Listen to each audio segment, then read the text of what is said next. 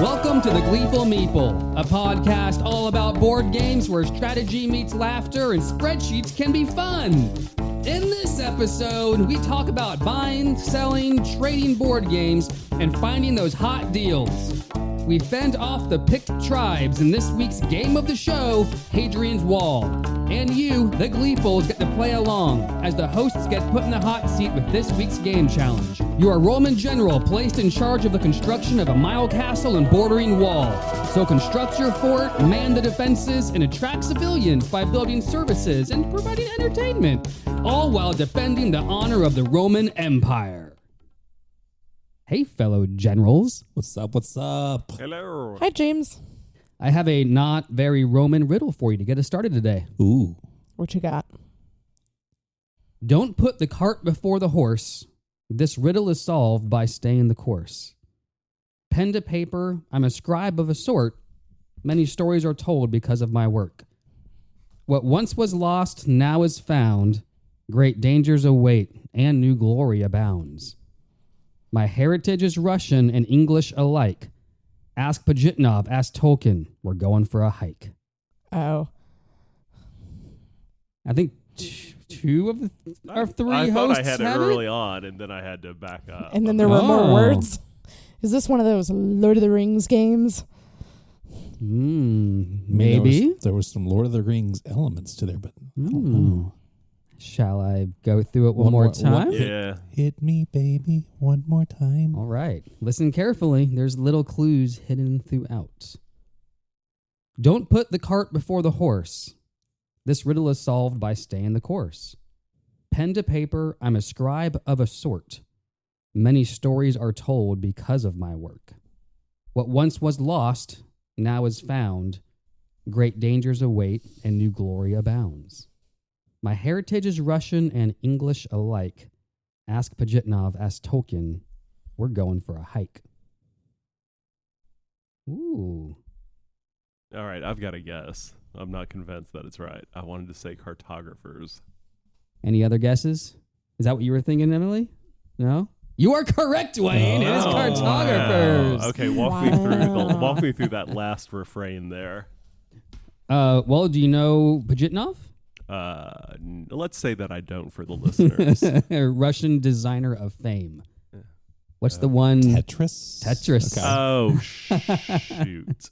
Okay. Yeah, that would have been very helpful. That would have reinforced my earlier. The pen to paper was what really helped. That was part of it. Pen to paper. It's a roll and write if you've never played cartographers. Which is, I was thinking long shot, like early on in the riddle, felt similar to long shot, and then you said more words, and I was like, nope, this is not going to match up. I think I played it once, but it was with you, but it's been a couple of years. So Is there a broader category, and this is a good episode to bring this up because of Hadrian's Wall, is there a broader category, or is everything that you do something and write considered a roll and write? That's a great question. It feels like there should be a verb and write category. That's kind of what people call it nowadays. Okay. It's verb and write or X and write. Okay. Excellent. Yeah, one of the two. Yeah. But no one's really come up with a good overall Scribing solution game besides verb and write. Yeah. I like ellipses and write. Let's make it as weird as possible. Well, guys. We haven't talked about this. What did you guys do for Valentine's Day? I went to the National Museum of African American Music. Nice. Yeah. Ooh. Oh, that sounds fun. Was there like a love songs exhibit? No, For it's Valentine's? just, this is a museum that's right in the heart of downtown Nashville that I had always been wanting to go to. Our jazz band performed in the lobby like a couple years ago now, and I didn't get to go to the exhibit that day. And so it was just on the bucket list or on the to-do list, and finally got it done. Okay. Made Tasha dinner. Had some nice, relaxing evening. This is a major change from the first Valentine's Day we ever spent together when we were dating. It nearly ended the relationship. I'll say that much. Oh no. Yeah. So I was convinced in my brain that the traditional Valentine's Day was passe, and that I needed to do something to kind of really spark a different kind of vibe and see how Valentine's Day was going to go. So knowing I was going to be hanging out with Tasha that night, I immediately went to Walmart, and I went to the toy section, and I found as many quirky little toys that I could find. Like I got her one of those jelly things that when you squeeze, it slips out of your hand. Yep, those are fun. And I got her these little people that were called magic flippin' beans that you could like flip them down the table and they would kind of somersault over each other, and that was really fun. But the pièce de résistance, the centerpiece for the Valentine's Day collection, were Stinky Dolls, which were little Funko Pop size action figures that were scented, and they were intentionally scented gross. So like I got her one that was broccoli, one that was feet, one that was blue cheese. And I thought this was quirky. I don't like where this is going. Yeah, I'm waiting for the gross. Yeah, I thought this was quirky and fun, and needless to say, she opened up her Valentine's Day presents and hated them and thought I was the most unromantic and weird person she'd ever met in her life. So it didn't go well. Now, in my defense, we have talked about this Valentine's Day every single year for 20 years now, and she remembers with intricate detail what I got her on the first Valentine's Day. But when I ask her, what did I get you on our second Valentine's Day? Not a clue. Yeah. It's gone. So because I stood out, I gave her a memorable Valentine's Day that almost ended our relationship. Is there a difference between the doll that smelled like feet and the doll that smelled like blue cheese? Oh, those two things are very close to each other. The blue cheese one was just atrocious. Yeah. It was awful. That was the worst smelling one. It was, not only did it have like the worst smell, but it also had the most powerful smell. So they're like evil strawberry shortcake. Very much so. Wow. Yeah, they were bad. When you bought them, like the doll, it was about Funko Pop sized, I think. But it came in its like card and plastic carrier like most action figures do. But it also came with a plastic containment unit. Ooh, concentrated. You could put it in and seal it off and keep it from stinking up your house. Which we gotcha. Yeah, you had never to be opened again. You had to hide it away. Because at that point you're releasing evil spirits. Yes, that's just not a smell anymore. So anyway, love you, Tasha. 20 years, yay.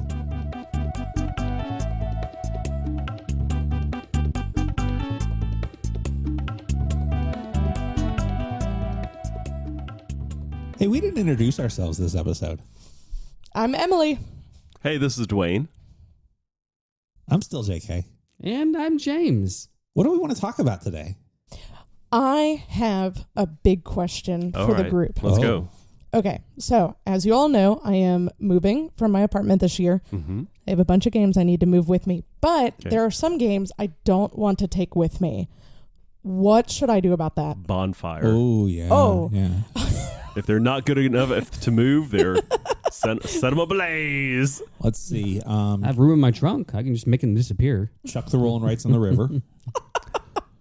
You might have asked the wrong crew. Do you want good advice or fun advice? Well, I mean, I think we got the fun advice, but what about the good advice? So are you saying how to go about downsizing your collection? Yeah. There's a bunch of ways you can do that. There's a lot. It's a matter of speed and value. What are you wanting to get out of this? That's a great question. There are times where I am super impatient and I just want to get it out quickly. But now, like, I'm not moving for like another month, so I have some time as well.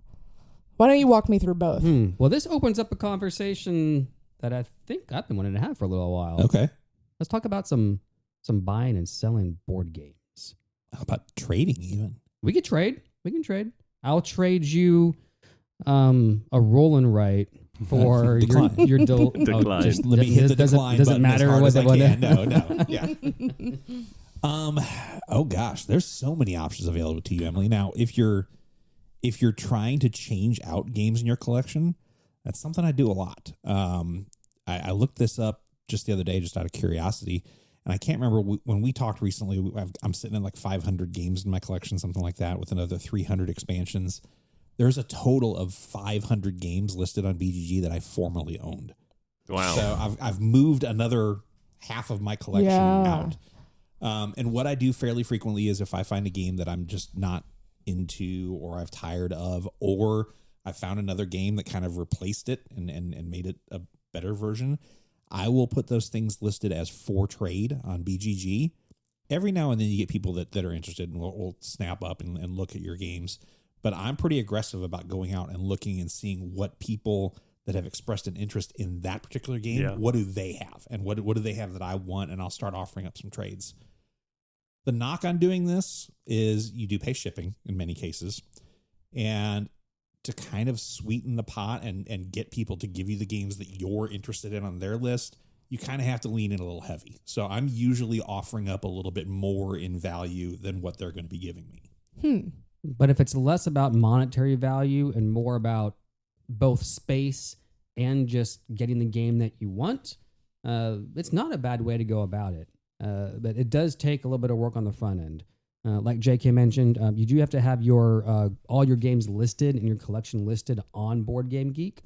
But you can then set each game to a certain status. And if you set it to quote unquote for trade, they have a whole other section of the website that functions just for trades.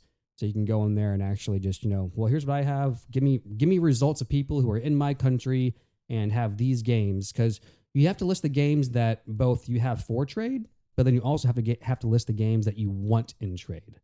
And that's how BGG syncs you up with people all over the world, really. But it's shipping gets a little interesting. Yeah. But if you can list, you both have to have your collection on there, but then also find the games you want on Board Game Geek and list them in your collection as, not that you own them, but just list them as, I want this in trade. And then it'll sync you up with people. And I've gotten great games that way as well. I have too. Yeah. I've not done it in a little while because I've gotten my collection down to a pretty tight set of games that going through it is kind of a hassle to do it. So going through that process, I don't have like 6 games I want to get rid of for one right now. Yeah. So, but yeah, if you have a collection and you like the idea of trading, it's a great system. Have you ever done a math trade at a con? No. I have seen one. I have gone and been someone's assistant for their math trade. Okay. But I have read the FAQs on these a few times, and I can't wrap my brain. around. Nope. No. It's the algorithm.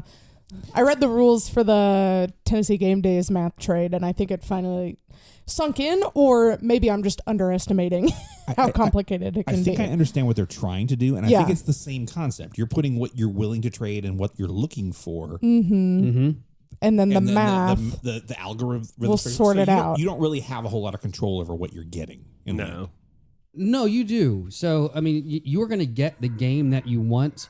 The way a math trade works is rather than just trading with one person directly, there could be 4 people involved in the trade. So of like 5 games. Yeah. So the game that you want is 4 people away. And the game that you have is not the game that person wants. The game you have, this other person wants, but they have a game that the person that you want the game from has. Have you ever seen those like little experiments on the internet of like, can I trade a penny for a house? Yes, and I'm with you on that. But my question is, like, let's say I have a list of 10 games that I'm willing to trade, and maybe a list of 10 games that I'm looking for.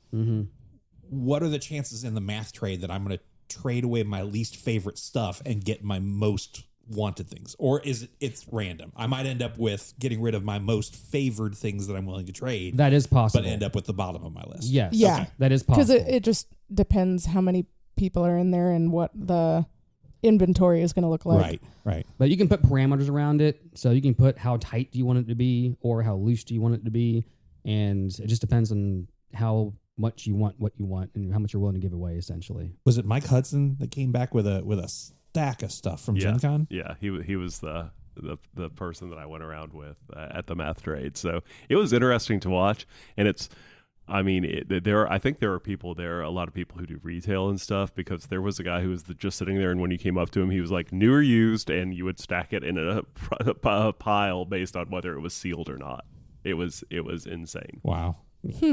And we've just named out a couple of things right off the bat here, but if we wanted to focus in on, buying, selling, trading board games, a lot of the stuff that we just mentioned, it all centers around going to conventions. You can also at conventions sometimes find flea markets. And flea markets are great because you can both sell and buy your games. Yes. And most conventions, even the small ones, have some version of a room set up. The best way I've found and is just thankfully is our local convention, Tennessee Game Days. Love it. I mean, they just set up so tables easy. surrounding the entire room where people play games. So just imagine a big conference room where people playing games, and lining the walls are just tables where people stack their games with prices listed, and you can just meander throughout the day, check out the games, and they have Venmo contacts and stuff. But whether it's that easy or you have to go to a specific room during a certain time, flea markets are great. You can find some awesome deals. Because similar to the math trades or trading games, sometimes people just want to get rid of stuff because they have no space, and so they are fire sailing some of their games. Yeah. What I watch for at TGD, like typically we're there Friday through Sunday, and the vendors, the people that are selling things, are putting things out early Friday morning. So I'm there first thing Friday morning. As soon as I see somebody putting out a table, I'm kind of like going over and peeking over their shoulder. What do you got? You got anything good? You got anything that's high on my list? So I can snag it before anybody else gets it. But probably even better is waiting until Sunday when they're packing up their stuff that they didn't sell. Because then they've got things that they've had sitting out all weekend at, $80, and you go, hey, I know you don't want to take that home. I'll give you $30 for it. Mm-hmm. Yeah. And 90% of the time, you are walking out of there with that game. It's great. It's the best value I've gotten from games like money versus like I paid versus like retail price or whatever is always been at Tennessee Game Days. Just walk in the room. Someone was selling Pandemic Legacy Season 1, and they had tried the first 2 months and like either had a bad experience or they thought it was like too hard or something, whatever. And I've started Pandemic Legacy with some friends, but my siblings love Pandemic, and I'm like, I think you guys would like this. I'm trying to get them a little bit back into board gaming with me. And I open it up and I'm like looking through it. I'm like, okay, I can post-it note that, cover up that, plot twist, cover up that, like Tabletop Simulator. You can like print out like some of the legacy deck cards that have been like already shredded, whatever. And I was like, okay. And like I go to look at it and the price is like $10. Like it was ridiculously cheap. It's like $100 game. Yeah. And so just like finding stuff like that. Someone I think Game Point was selling 2 rooms and a boom, and like some of the shrink had just kind of like ripped a little bit, and they're like, oh yeah, we're selling that for like 30% off because of the shrink is damaged. Unacceptable. I caught somebody at the tail end of TGD the last time we were there, and saw him starting to pack up, and I wasn't in a spot where I wanted to buy a lot of his stuff, but I said, hey, I'm getting ready to box up mine too. Is there anything you'd want to trade? And he kind of came over and looked at mine and said, no. He's like, well, what are you interested in? And I told him which game I was interested in. He's like, here. And just handed it to me. That's great. So when it comes to buying games, if you're looking to buy games at a convention, I mean, a few key points to always remember is don't be afraid to talk to people. Right. I mean, they're there to get rid of games, and a lot of them traveled there, right? They don't. I mean, they weren't local. They can just go to and from their house. I mean, they would like to not take these games back. So be conversational. I mean, they're going to wheel and deal. They want to get rid of them. Don't be pressured to buy them on day one. Have some patience. I mean, I have a similar story from last TGD. There's a game called Airlines Europe. That's out of print. Absolutely. It's hard to get. I mean, usually it does go for like $70 plus, and it was there for sale. And I just, I was itching to buy it because they actually had it priced at like 60, I think, and that's not a bad deal. I was like, I'm gonna wait, and then by the last day, I got it for like 20. Wow! Oh no! Well, because usually they'll day by day, people will slowly mark down prices. Yeah. Right. So just have some patience, but don't be afraid to wheel and deal, and there will always be another deal. Mm-hmm. If the game you want isn't the price that you wanted at, and you're like, but I'm here, and that game will be for sale somewhere else. Yeah. If you're selling games, guys, price them to sell. Don't be like, I'm going to put it at 15% off MSRP, and no one's buying my games. I can't figure out why. The stuff that I'm bringing to TGD when I want to sell are games that I am perfectly content never bringing back into my house again. And if I can just get rid of it at any price, realistically, I'm not going to sell an $80 game for like $5, but offer me $20 for it. Sure, I'll take it. Give me something in trade. Give me something interesting there. I don't want to take this sad old game home anymore. That's something I've really enjoyed about the hobby the longer I've been in it, because I feel like, so I met Dwayne and JK really early in my time with our board gaming group, and just being instantly overwhelmed with the amount of games y'all have. And I'm in my tiny little shoebox apartment with like 2 games and I'm not saying we don't decks have of a cards. problem. But I think there's something like unique and special with like the hobby of itself. People are always just trading games. Like games are given new life over and over and over again. And it's like, I'm looking to get rid of like one of my Azules potentially. And I'm like, okay, well, I'm just going to try to play it one more time, see if I enjoyed teaching it, see if I enjoyed the experience of playing it at the table. Like, and if that's a memory I really enjoyed, then maybe I'll hold it on for a little bit longer. And if it's a game where I'm like, no, I think I would be okay passing this on, I'm ready for it to have a new home. I feel like my personal road to hell is paved with games that I just want to play one more time before I try to sell them. I got to convince myself that I don't like it. Yeah. I got to try it one more time. Well, one of my early buying patterns when I first got into the hobby was looking at BGG's top 100 and trying to buy everything on the top 100. And it was a huge mistake. Yeah. I remember trying to sit down and learn how to play Twilight Struggle. Oh, yeah. And you guys know my personality. Is Twilight Struggle my game? No, not at all. It was boring. I could not wait to get rid of that thing. And that was a lot of the stuff that's in the top 100 fell into that pattern. If you're wanting to find a hot deal, there are a couple of kind of known big deals that happen every single year. Mm-hmm. But one that's obvious is, of course, Black Friday. Yeah. A lot of board game companies will even do their own special bundling promos and that sort of thing. I knew one year I was waiting for Black Friday because Chip Theory Games releases a special gear lock on Black Friday every year. And I had a chance to get that. Neat. Yeah. Yeah, pro tip, if you want you of course have Amazon and you have some of the big places you can go to. Target usually has a good sale for board games. You know, Target has, I don't think it is based on any bit of the calendar year, but they often do buy two, get one free. And that's even on their website. And they have a great, for a retail store, Target's board game collection just in store is pretty good, but their online collection is even better. I have found some really great hobby games at good prices out there. Buy two, get one sale. Try and watch for when your local Barnes & Noble remodels. That's another one. Wow. Or goes out of business. I looked out on that one. So Barnes & Noble, since we're talking about retail, I want to go back to the Black Friday thing in a moment, but retail, the Target buy two, get one free it always comes around. And then Barnes & Noble is the other big retailer, like major chain retailer that actually carries hobby games. They always have a discount section in their stores for all kinds of stuff.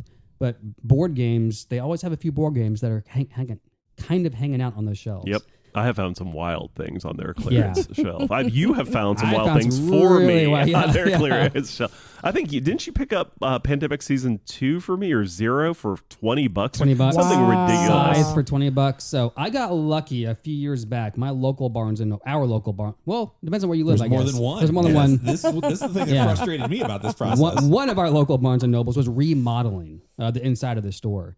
And part of that remodel was moving the board games from one area of the store to another. So they had less shelving, I guess.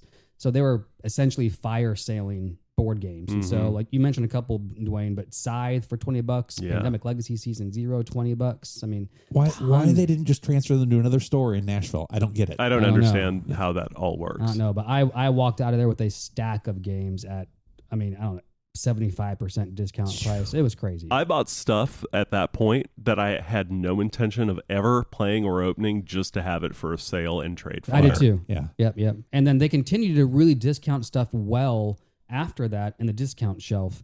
Now it's every now and then, so I'll pop in. But if you're around at Barnes & Noble, just go and check it out. And they seem to have they have a great selection. Yeah. Really good. And they also have at some point during the year, they usually do a 50% off on board games. And that is across the board, if you will. Thank you. I'll be here most of the night. But if you want a one-stop place to find all of the online hot deals, especially during Black Friday, if you go to Board Game Geek and go to the forums, they have a hot deals forum that, pro tip, I have bookmarked on my Board Game Geek. Oh, that's smart. I don't use that a lot. Whenever I feel like what's the hot deal right now, I'll go there and everybody will post about all the hot deals. So you can find all the Black Friday stuff, all the, like you were mentioning, Dwayne, those publishers that do special bundles that you would never know about because they're not advertising on Facebook Marketplace. It's just a board game publisher that you would never go to their website for any reason. It's in there. Alternatively, if you're a Reddit user, the board game subreddit usually has like a thread around all of the major shopping holidays. Yeah, so Black Friday is a big one. But yeah, don't just check out Amazon. Lots of the publishers and smaller companies will do stuff. Maybe figure out the publisher from Amazon and then go find their website. Yeah, right. Yeah, that's a good point. The other, well, I mean, I shouldn't say the other, but I think it's probably the other biggest annual sale is Nerds Day. Twice a year Now it's twice a year. It used to be once a year, but it's from GameNerds.com. It's a board game website, and there's actually fewer major board game sellers online than there used to be.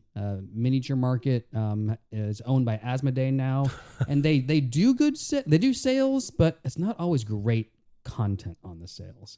But Nerds Day is awesome. It's like not quite 24 hours, but it is from morning to night.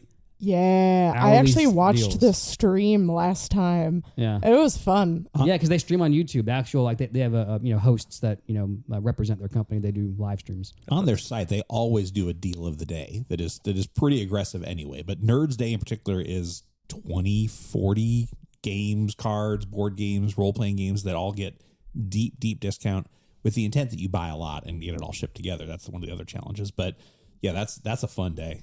Yeah, it's great. Yeah, now they do it twice a year. I don't remember when the next one is.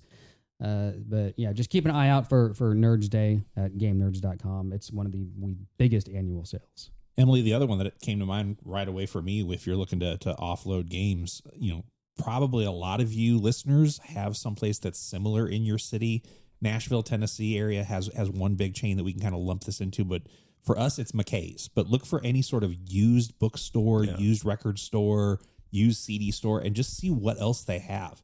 McKay's just happens to be a catch-all of used everything pop culture, and they've got a massive selection of board games.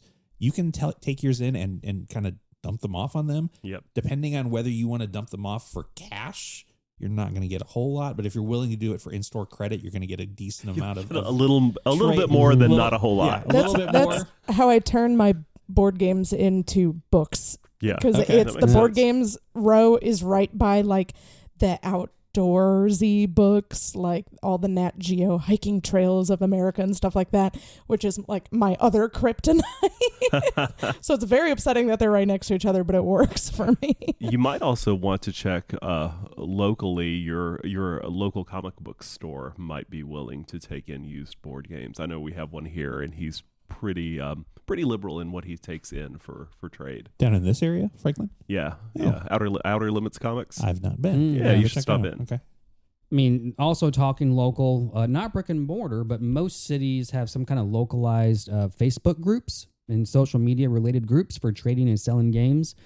I've had success. Nashville is one of those cities. We have a board game selling trading group that exists on Facebook.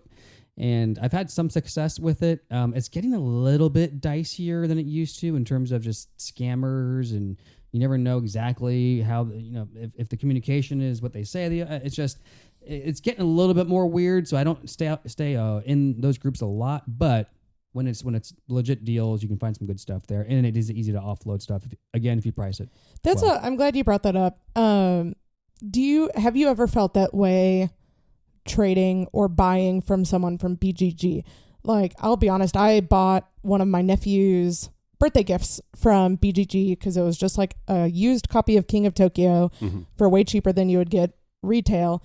And it was just like, it was so bizarre. Like, growing up as kind of like digital natives, like just taught to not trust a lot of things on the internet. And it was just like amazing. Like a week later, I had King of Tokyo in my apartment. No, the nice thing with Board Game Geek is that they actually have trade ratings.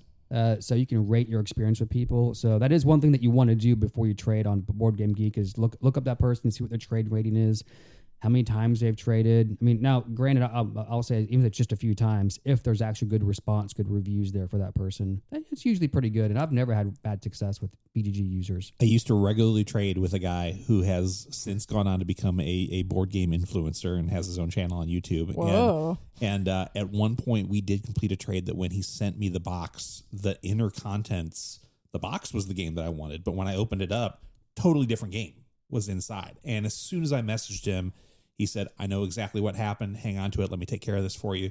He arranged for shipping, and essentially he had bought a big collection of games, and 2 different games had been swapped. The contents of one box were in the contents of the other.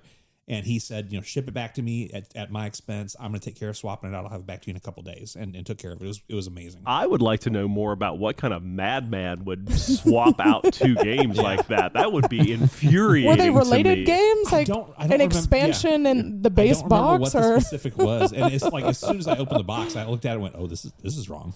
This is not Oh, what I my. asked for." I think if it's who I think it is, I think that was my first trade actually. Oh, wow. Radcliffe. Yep. Daniel Radcliffe. Yep. And then, Dana, what, really? No, Harry Potter? Alex. Oh, okay. Alex. We Jeez. did not complete game trades with Harry Potter? It's like magic. Same last name though. It's close. The other place that is great, if you have stuff that you're just trying to get rid of, flea markets are great, and Facebook is a good place to offload some stuff. McCabe's definitely if you're wanting to get rid of it. But if you have collectible stuff that you need to get top dollar for, I've found eBay is still a really good place to sell. I wanted to hear games. your expertise on this because I don't have any experience. Yeah, so typically what I do on there, if I have something that I know should sell at a certain price, I put it on there and I put a buy it now price, so it will not, if somebody has to offer that amount for it. You can also play with that a little bit, like you can accept offers. So sometimes if it's something I want a certain amount for, but I'm willing to take less, I will, if it's like a collectible set of Magic cards, I might put it at $300, but then behind the scenes, I'm like, okay, if someone offers me $250, I'll take that as well. And so it shows on their screen when they see it. It's like, you can make an offer, and those will be auto accepted, which is nice. And then sometimes I have stuff that should sell okay, but it doesn't move when I place it at buy. Now, the other thing that's nice about buy it now is it stays there for months at a time, and you can keep renewing it, like simple one-click renews until somebody who's interested comes across it. But a lot of times I'll just do $10, start an auction at $10 and see what I can get for something if it's been sitting on my sell shelf for too long. eBay does take a reasonable cut of it, somewhere around 15%. But you do make a little bit. The way their shipping works, they charge the buyer the full price of shipping, but then you get discounted shipping for using it through eBay. So you won't make a lot off that, but you make a couple dollars back. Okay. Using eBay's shipping. Last effort. If you find that none of those things are working for you and you still got games on your shelf that you can't do anything with, your local library, they would love to have it. Yeah. Oh, that's a great I never idea. thought about that. Yeah. Especially around here, they actually have board games at the library nowadays, like modern hobby board games. Nice. So, yeah, but guys, games ain't cheap nowadays. No. The MSRP is getting really high. Normal games, you can get some cheap, but a lot of them are now 60, 70, $80. And I don't know about you guys, but I don't remember the last time I paid full retail price for a game. Between buying, selling, trading on markets and flea markets, and I can be kind of Scrooged with my dollars sometimes. Yeah. I want to find a deal. My errant purchasing at the start of the hobby has led to a constant stream of turnover of me getting the games that I want, either at a discount or via trade or what. So other than some flamboyant Kickstarter purchases, it's pretty rare that I buy a game straight off the shelf full price. Now, I have seen both of you at a convention, and I know sometimes those That's convention different, Dwayne. booths. That's years ago. Those convention booths can That's convince you convention that sickness. yes. James, why are you holding a pitchfork right That now? doesn't count. What happens at the convention stays at the convention. Fair enough.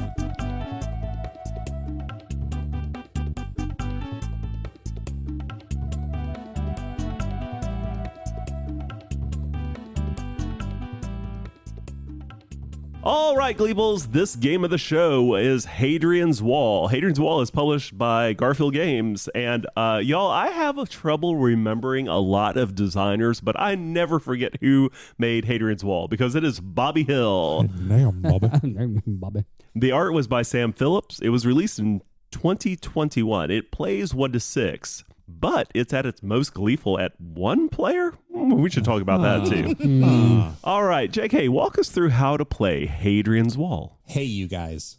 Hadrian's Wall is kind of indicative of what we were just talking about. It's a something and right. There's no dice, so it's not a roll and right. I looked this up. They listed the mechanism on BGG as paper and pencil. Paper and pencil. Yeah. Okay. It does have that. Okay. Unless you're Dwayne, and then it's laminated. So laminate and dry erase marker. So Hadrian's Wall, it basically consists of 2 really big, beautiful sheets of grids with numbers, like a list of rows that has different icons on it, lots of empty spaces. And what shall you use to fill those empty spaces? you're going to use resources, whether they be bricks or 3 different categories of workers, 4 different categories of workers. Yeah, 4 different categories citizens, of soldiers. workers. There's a few of them. You're going to spend your turn, one of 6 turns, acquiring a bunch of resources at the start of the turn, and then allocating them in any way you see best to get more resources or to accomplish things. Most of the places where you're going to put resources are simply going to generate more resources or scoring opportunities or other mechanisms in the game. But one of the key elements in the game is that you are building Hadrian's Wall because you need to defend from the people that are out there. If you choose to build a wall and make it easily defensible, then you can resist the attack on the other side and remain comfortably numb to the effects of what people are sending your way. But if you don't defend that wall properly, it's goodbye blue sky. You are on the thin ice and you're going to be in trouble when it comes to losing points throughout the game. You want to have the happiest days of your lives by having that wall built. And over the course of these 6 turns, you're really trying to achieve as much as you possibly can with the resources available to you. At the end, what you've done is going to reflect on your score. You look at everybody else's score that's playing, compare, and see who has won. All in all, it's just another brick in Hadrian's Wall. Man. Nice. How do you make a spreadsheet sound exciting? JK just made it happen. Yeah. Thanks, Pink Floyd. That was fun. So we should just come out and say it. One of our friends described this as taking a standardized test because you're filling in all these bubbles and whatnot. And Dwayne and I, the 2 magnet school alums, looked at each other. We're like, yes. It is the moment I was able to put my finger on exactly what it is I love about Hadrian's Wall. I think it is the most effective efficiency puzzle. Yes. That I've ever played. Yeah, in the time since we've played this and doing this review, I have in my head come to calling the game Order of Operations. Yes. Mm-hmm. Yeah. Yeah. It really is.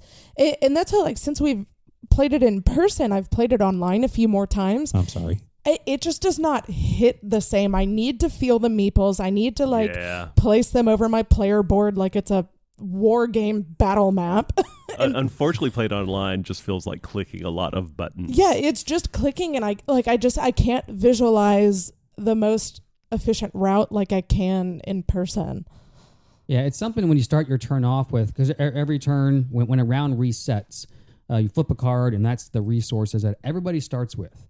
Now, you might have some left over not left over, but there is a way to have a couple resources maybe left over from the previous round. On your sheet, there is a way to start producing resources, stone and yellow and blue characters, as well as some victory points. Yes. So yeah, you can kind of get your own what you end up with at the beginning of each round is going to be a little unique for each player. Mm-hmm. We're all going to start with whatever shows up on the game card, but then from there we have personal cards that add 1 or 2 resources, and however we've been building our personal wall will change that. So I had really high hopes for this game because of how much I liked Tend.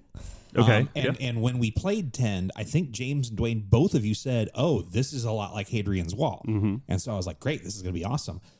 One of the things with Tend was the massive board, the massive sheet that you're dealing with, and so many different subsets of areas.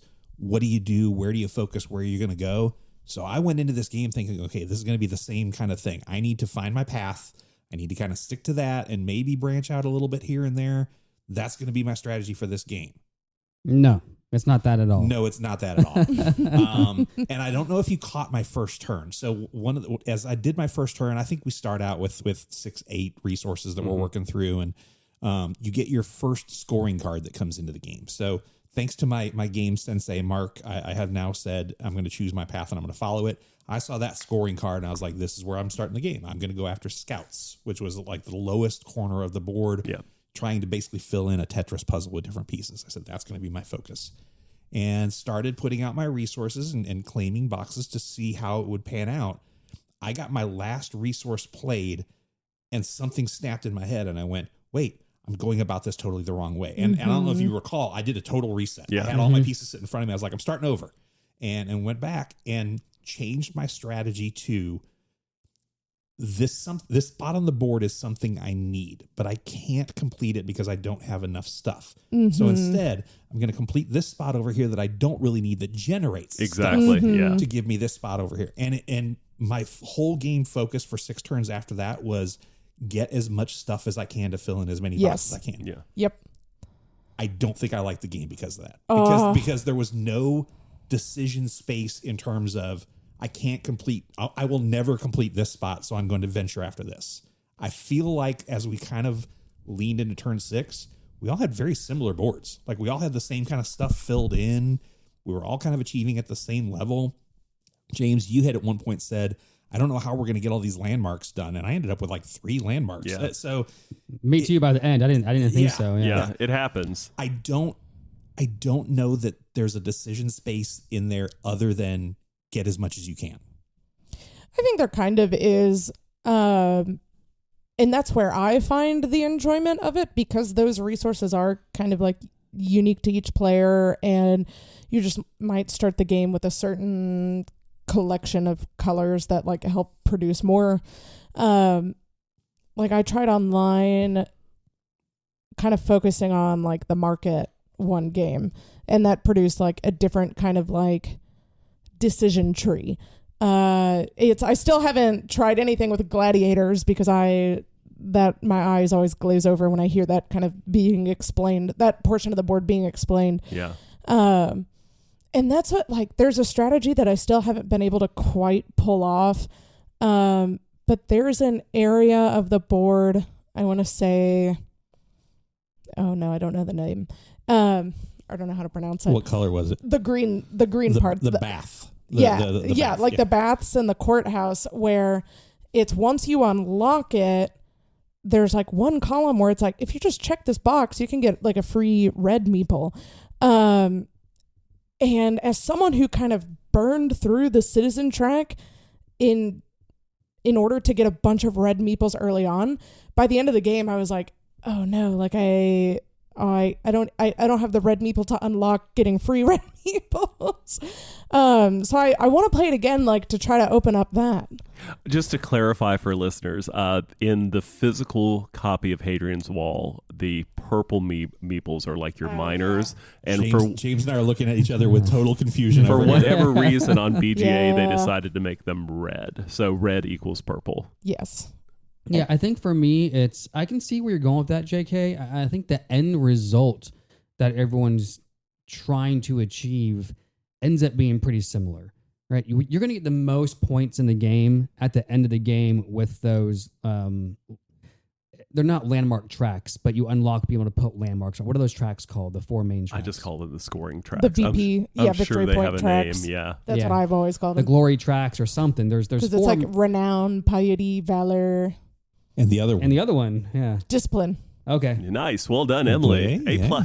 Yeah. So we're all trying to go up on those tracks as much as possible, because that's where most of your points will come from. And the landmarks connected to those are just, if you have to get to a certain point on those tracks to even access putting out landmarks. But those tracks being the ultimate goal for all the players, I think the fun in the game is just figuring out how you're going to get there with the game state that you've been presented, that you've created for yourself, essentially. Mm-hmm. Yeah. Right. Because when you're marking off so many boxes every single turn, by the end of your turn, you've drastically changed what you're capable of on the next round. And then you have that not decision trees so much, which it is, but you said something earlier, JK, about the order of operations. Yeah. Right. The challenge at the start of every turn is that you have all these meeples that you're starting off with, and like, what I can do so much with this. What is the order of operations I've allowed myself to accomplish from my previous turns? Now it looks similar to everybody playing throughout the entire game, but like Emily mentioned, she never does the gladiator thing. I did the gladiator thing and it was fun. I would probably not do that next game to try something else instead, just to see what I can do.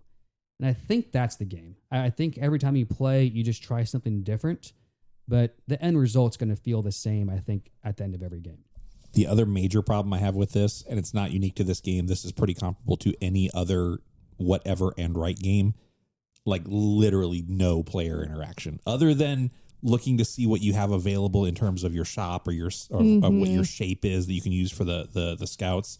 You're not stopping the other players from doing anything. You're actually helping them when you choose to use those stuff. But there's really nothing I can do to impact any of your games.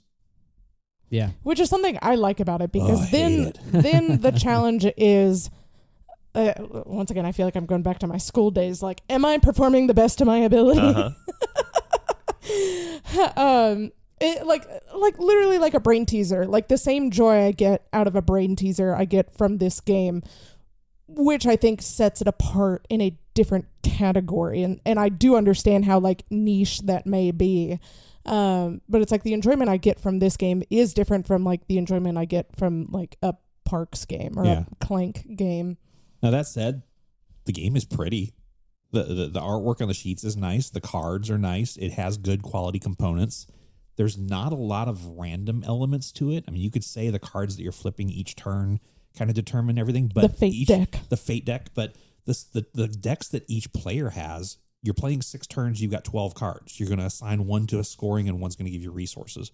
Play this game enough times, you're going to know what those cards are. So you can even kind of start building a strategy around that. The only thing you really don't have a whole lot of control of is that fate deck, which is determining where the army is attacking, what your gladiators are facing in terms of strength. There's a couple elements there, but there's not a lot of craziness to this game. You need to focus on, as you said, Emily, being the best you possibly can be and figuring out the pattern. I think some of the randomness of the game comes down to when you pull your 2 cards at the beginning of each turn. You might have 2 really great scoring cards, but you're going to have to decide on one of those. You can only use one, right? And so that should, to some degree, be influencing your decisions that you're making down the road. Having played this game like over 20 times, I want to say that I do feel like there are some buildings on the citizen tracks that just aren't as strong as the other ones. Like I can't think of the last time I played where I didn't take the temples that give you like 3 and 5 goods. Yeah, those are great tracks. You know, you pay a handful of goods. But I see that in a lot of, I personally see it in a lot of blank and right games. Like I feel like there are stronger choices than others, and I try to lean into those. And it's worth saying, every turn you're going to be attacked by enemy forces and you have to have your defenses set up. We played this game on the easiest possible setting. Yes. And we still had some get through. Yes. Have you, those of you that have played this more often, are you playing on a higher difficulty level? I usually play medium these days. Okay. I usually play light, and there are still times where I just like eat it. Like the last game I played online, my final disdain was so high, and this is probably getting into the weeds, but I let so many slip through my defenses that I had to try to mitigate that, which then also wastes your time. That may be more fun, honestly. Yeah. So yeah, try it on a higher difficulty level, JK. No, okay. And I will throw this out there because I do love the game, and I do play this solo on occasion, but the designer has released like a campaign mode for one player on BGG, so you can download that. I think it's like 15 games, and each game has a slightly different setup. Like interesting. Sometimes the gladiators might be completely off the table for you, or you can't use temples or something like that. So it lets me explore parts of the sheet that I might not explore otherwise. Now, last thing I'll mention is if you've not played it before and you see it on the table, it can be super intimidating. Like, what am I looking at? There's no way I can get into this. And it is a lot to take in on the front end. There's a lot of information. It's just, even during Dwayne did a great job teaching it, but it was a lot to take in and to parse and to figure out. And it took me a little while for everything to kind of click, but if you're willing to jump in, it's worth it. I think it's worth it in that the game will come together for you. Absolutely. Whether you like it or not, but I mean, the game will make sense once you get playing. I don't feel it's anywhere near as heavy or intimidating as it seems when you open the box. Absolutely. Right. No. There's some weird little spots here and there in these corner of the board, that corner of the board, but other than that, it will make sense. So give it a shot if it looks like something that you want to play. It reminds me of one of my favorite, well, maybe second favorite. I'm not rolling right is Three Sisters. That's another 2-sheet checking off boxes, rolling right, or X and right, whatever. And That although one you ha- that actually one are has rolling, dice. That one has rolling a dice. die. It's a rolling right. But it's a bit more combo-y than Hadrian's Wall. Hadrian's Wall has it, but kind of in a different way. Three Sisters just like check this box, and you get this box, and you get this box, and you get like it actually triggers things to happen versus it just creating opportunities for you to do other things. Sure. It's actually causing combos. So if you like that combo-tastic side of things, I'd recommend Three Sisters. It's great. We ready to score this thing? Yep. So I didn't hate playing with you guys. It was fun. But I think I'm already predispositioned to X and right games. So this one had a tough hill to climb. It is not only a traded away, but I would rather never play this game again. Fair enough. Not surprising. For me to keep it to play, I actually have it in my collection. I had not gotten to play it yet, so it was exciting to finally get it to the table. I like Three Sisters, so I like this style of roll and write. I think my X and right collection is sound right now. Hadrian's Wall was the last one I wanted to kind of fill it out, so it holds a spot. I don't know what's going to kick it out. Keep it to play for me. And I will mention one other thing. If you like it, the designer has their next game coming out called The Hierarchy, I think. Bobby Hill's Hierarchy. Something like that. But yeah. I am going to keep it to play, and I am determined to beat a score of like 70 on BGA. I don't know what it is. It's like literally I score 30 points less on average whenever I'm online. Use that reset the turn button on VGA. I don't think it has it. I can't remember. It has been a minute since I played on there. You're able to undo one move. Okay, that won't help. Well, sometimes that will help a little bit. So not only is this a keep it to play for me, but if I don't ever calculate my top 10 games to the degree JK does. But if someone were to ask me how good is it, I would probably say it's in my top 10 games. Man, yeah, wow. I just enjoy. There's almost like a calmness. Like you kind of get into the zone with it. I agree. And I really like that about the game. The Anarchy, by the way, is the name of his new game. The Anarchy. Oh, I'm excited. I'm excited to try it. All right. So, JK, what happened score-wise during the game? The irony of this is while I'm having a miserable time over here playing this game. No, it was fun. I enjoyed playing with you guys. I'm just not a fan of the game. But I beat you guys pretty soundly. Yep. Mm-hmm. Yay. And I put up my best performance to date. It was a little sad. Yeah. Bigger, better wall builder. I guess. Yeah. I've just listened to Pink Floyd more often than you guys have. That's the answer. JK had a solid lead. If I remember correctly, Emily took second place. And I came by one point. And I was so mad because I had an opportunity to complete the scouting column and gain 4 points from it. And I waited, hoping that I could complete it on the next turn. And I needed. I only needed one. I needed like just like in Tetris, I needed that straight guy, and it was not there for me. So, can I say a joke? Yeah, everybody needs a straight guy. I was about to say. Yeah, perfect, nailed it. So with this season, since I won, I'm not picking the new game. That's going to number 2. So Emily, what are we playing next? I looked over our list of games of the shows and. Just like how I picked Cat in the Box because we hadn't had a trick-taking game yet. Go on. I picked a spelling game. Oh, God, no, please. And we're going to play Letter Tycoon. Oh, no. I hate spelling so much. I thought she was going to tell us we were going to play Boggle.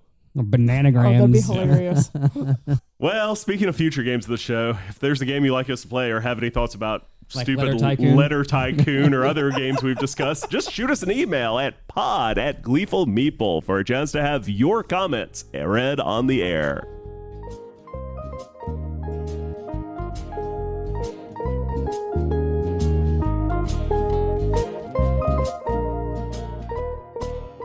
So I think we've talked enough about games that it's time to play a game on air. No, not a board game. A game about board games. I love this part of the show so much. This week, I have brought you Daisy Chain. Is there spelling involved? No. Oh. Actually, yes. Oh my gosh. Not in the way that you'd think. Okay. So this is a classic car ride type of game, and so I'm just going to add a little bit of a trivia twist to it. Mm-hmm. I am going to give you some clues about a game that is currently in BGG's like top 50 hotness. Okay. And to start the round, someone will answer that. If you answer correctly, you get 1 point for getting the trivia part right. But then from there, we are going to start our daisy chain. Okay. So say I give you some trivia and the correct answer is Azul. Mm-hmm. Using the last letter Yep. of that game, the next person will have to like tap in or whatever we decide to do. And then say a board game that starts with an L. Lisboa. Don't start giving answers out now. Remember, we once might use that. once you say a game, it is off the table for the rest of the game. Yes. So we are playing by some of those rules where it's like, for example, like an unlimited game. You can name one. We're not going to do this whole chain of all of the unlimiteds, all of the legendaries. Okay. Do I need to pivot my chair so I'm actually looking at Dwayne's wall for this whole thing? No, yeah. But that will reset after each round. Okay. So, I like it. yeah. Okay. Released in 2024, this game is about creating your own landscape and habitats. Harmonies. So S, who's got it? San Marco. Operation. No thanks.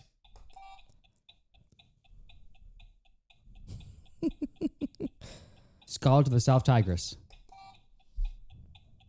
San Juan. Why'd you give me N again? That's my strategy. Not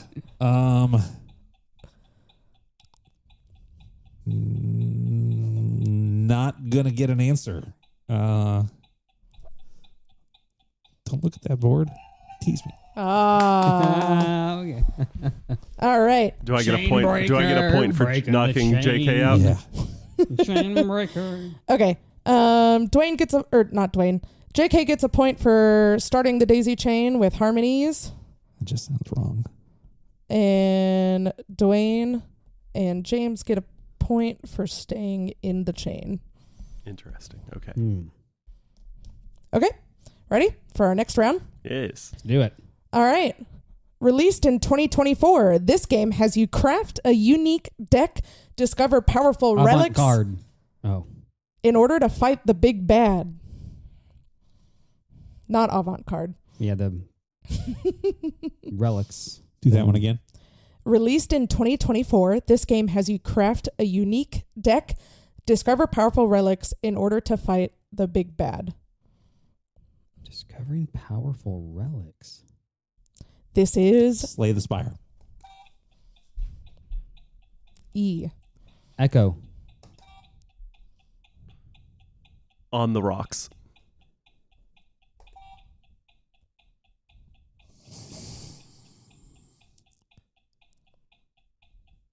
Why is my brain not coming up with games today? Seafall. Lisboa.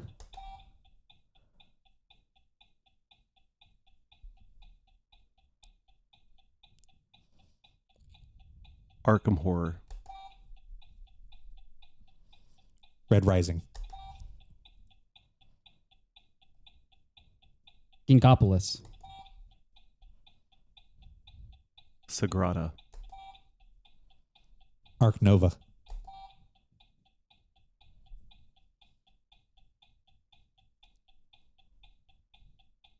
I'm thinking of Arkham Nova now. Uh-oh. Arkham Horror, the card game. Nope, already been said. Arkham Horror 3rd Edition. Nope, she knocked all those out. All of them? There's so many. Yeah. No. If you had just stopped at the first syllable, you could have still been in. And worth saying, like, we can't repeat games even from previous rounds. I think that's right? what we're going with. Once Yeah. the game is said, it's Yeah. off the table for the whole game. Okay. Yeah. Or else we're just going to be in a I'm time gonna, loop. I'm going to turn around and find a game. No. so We're not I doing find a game that. that starts with N and have that one in the bank. Another N. Okay. Released in 2018, decide the fate of the forest as woodland factions. Root. Spirit Forest. Oh, jeez. JK's got it with Root. Yeah. Don't do me dirty, JK. It's T. Oh, it's over to me. Yeah. Keep Yes. waiting for you staring at me. Tigris and Euphrates. That's an S, right? Mm-hmm. Sorry, I think I messed that one up. Or was that really 15 seconds? Give him another 15. Yeah. Okay. It may not help. Tigris and Euphrates. Sonar.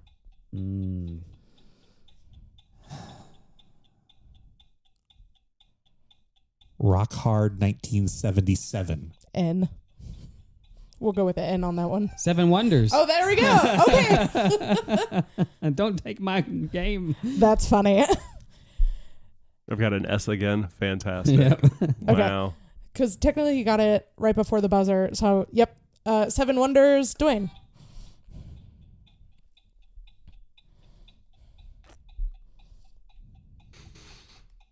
Oh, man.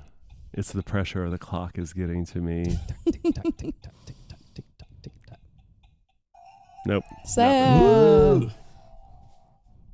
Okay, and just double checking. JK's started the daisy chain all 3 rounds so far. Yep. I am a daisy That's chain right. addict. Released in 2023, retrace this scientist's adventure. What is Darwin's Journey? Yamatai.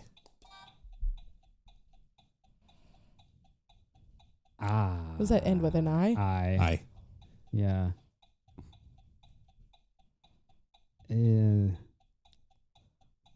Ingenious. You got another Oh, S. man. Santorini. Another I.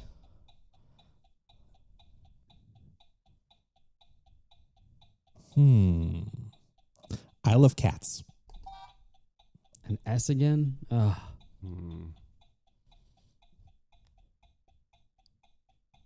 Racking my brain.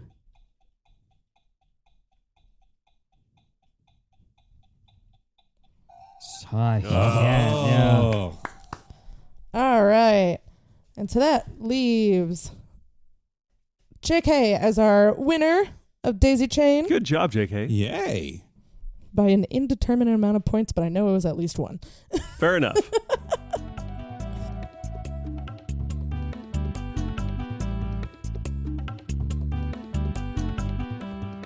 Hey, do y'all want to know what a daisy chain is on Urban Dictionary? No. No, I don't. No. I'm gonna take that home with me tonight. My JK, brain. I think it's I think it's time to lead us out, though. Are we done for the day? Yeah, I think so. I so. think that's a show. Okay. I want to thank our sponsor for the day, the Wayland-Yutani Corporation. Wayland-Yutani, we build worlds.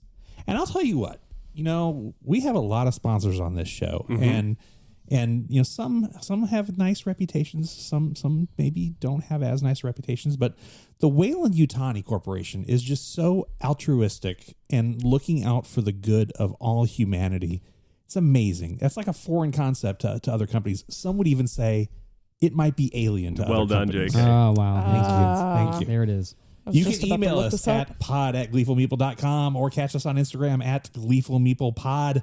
It is mid-March. Come find us for the last half of the month at any of our events on Meetup. Otherwise, we'll see you in April. Bye. Bye, everybody. Bye, Gleeples.